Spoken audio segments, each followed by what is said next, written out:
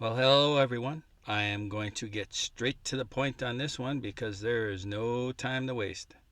They're saying peace and safety. Let's see what the Lord's words have said about this. We're going to start with 1 Thessalonians 5. But of the times and seasons, brethren, ye have no need that I write you. For you yourselves know perfectly well that the day of the Lord so cometh as a thief in the night. For when they shall say peace and safety, sudden destruction comes upon them, as travail upon a woman with child, and they shall not escape. Let's hear them in their own words. And peaceful coexistence. Maintain international peace and security. Peace and foster prosperity. To peace and stability. Peace, prosperity, and advance peace, security, and stability and security. Peace. It's also the stability of the region as a whole that we seek to build. Security or stability, peace.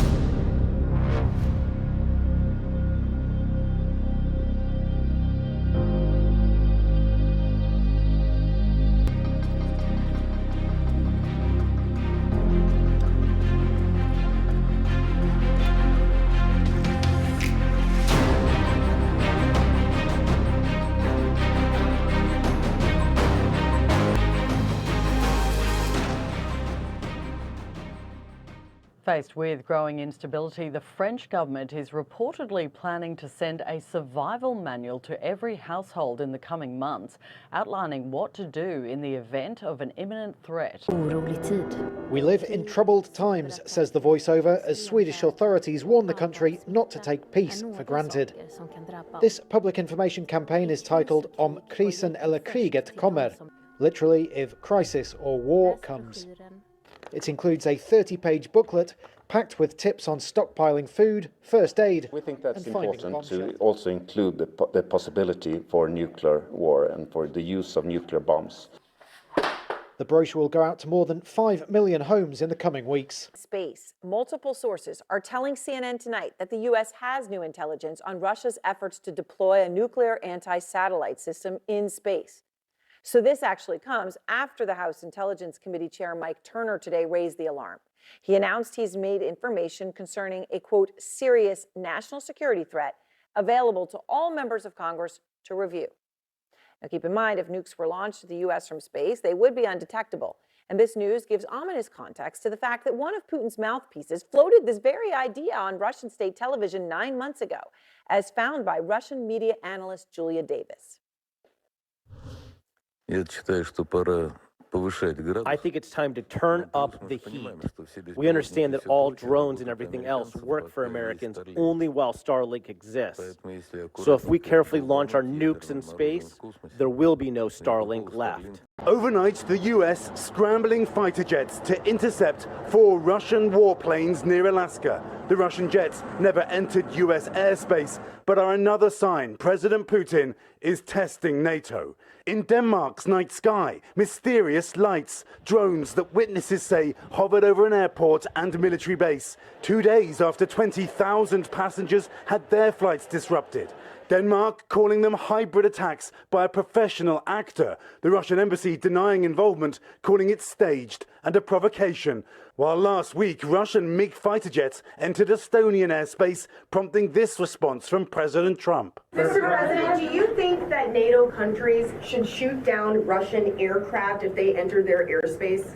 Yes, I do. All of it after President Trump dramatically shifted his approach to Russia, saying Ukraine can win back its original borders, and today calling out the president of Turkey, a member of NATO, for still buying Russian oil. I'd like to have him stop buying any oil from Russia while Russia continues this rampage against Ukraine. While Ukraine's President Zelensky threatening Russia. They have to know where their bomb shelters are.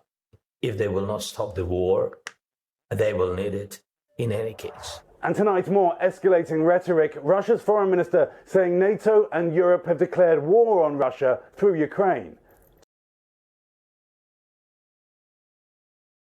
Hal, if you had to, I guess, I mean, where would you lean that this could be possibly talking about? Is it Russia? Is it more the Gaza situation? Do you think it's causing alarm here within the ranks?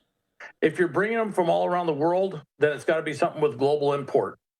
And this would just, I'm just guessing that there might be some very, very sensitive intelligence that's being shared with all of them, that they're going to break them into working groups to work on specific problems with various what-if scenarios, which may be less about if and more about when. I would be surprised. I'm sure Russia will be part of the discussion. I would be surprised if China isn't a big part of the discussion. These are no ordinary soldiers. Their commander calls them the SAS. It stands for Saturdays and Sundays because that's when Estonia's citizen army trains. An example of national service that some say countries like the UK ought to follow as the threat from Russia grows. And move. The commander has a warning for Moscow if it tries to invade Estonia after Ukraine. It will be bloody mess if you come here. We will definitely kill as many of you as possible.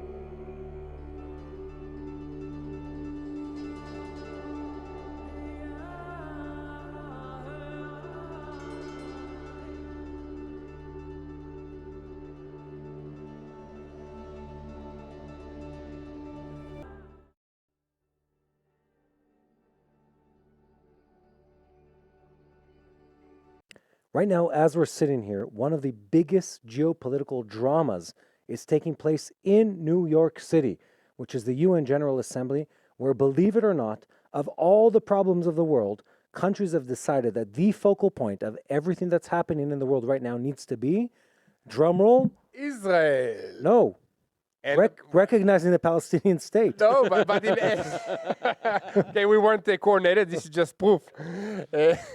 In every speech, they're talking about the situation here. Yes, but what the solution is to just recognize a Palestinian state. Well, we're going to show people it isn't the solution.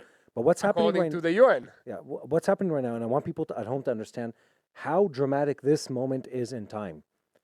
The whole world is gathered. This is the UN General Assembly, which is a season that takes place in the UN building in New York Street. It takes place every year, give or take at the same dates.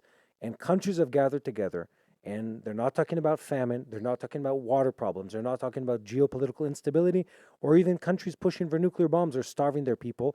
They decided that every speech, almost every speech, needs to be about recognition of a Palestinian state. Yeah. And we're going to talk about this today. It is it's a horrific moment in history.